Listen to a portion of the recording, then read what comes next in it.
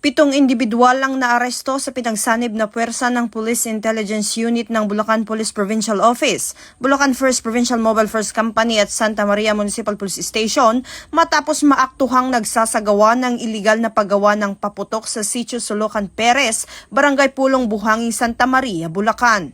Kinilala ni Police Lieutenant Colonel Razel Dennis Iriburiano, hepe ng Provincial Intelligence Unit, ang mga sospek na sina alias Peter, si Hila, Jeff Nold, Ann, Mary at Lynn, nasamsam mula sa lugar ng operasyon ng iba't ibang uri ng iligal na ginagawang paputok, kabilang ang mga tinatawag na 5-star, gayon din ang mga kagamitan na ginagamit sa paggawa nito. Tinatayang aabot sa humigit kumulang 20,000 pesos ang kabuuang halaga ng mga nakumpiskang paputok at materyales.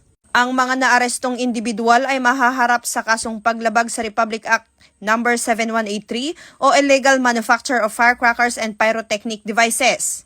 Ayon kay Police Colonel Angel L. Garciliano, Provincial Director ng Bulacan Police Provincial Office, patuloy ang mas pinaigting na operasyon ng kapulisan laban sa iligal na paggawa at pagbebenta ng paputok bilang bahagi ng paghahanda para sa ligtas at maayos na pagdiriwang ng nalalapit na bagong taon. Hindi titigil ang Bulacan PNP sa pagsugpo sa mga iligal na aktibidad na naglalagay sa panganib sa buhay at kaligtasan ng ating mga kababayan. Pahayag ni Picol Garciliano. Patuloy naman ang paalala ng pulisya sa publiko na iwasan ang paggamit ng iligal na paputok at makipagtulungan sa mga otoridad sa pamamagitan ng pag-uulat ng anumang kahina-hinalang aktibidad sa kanilang komunidad.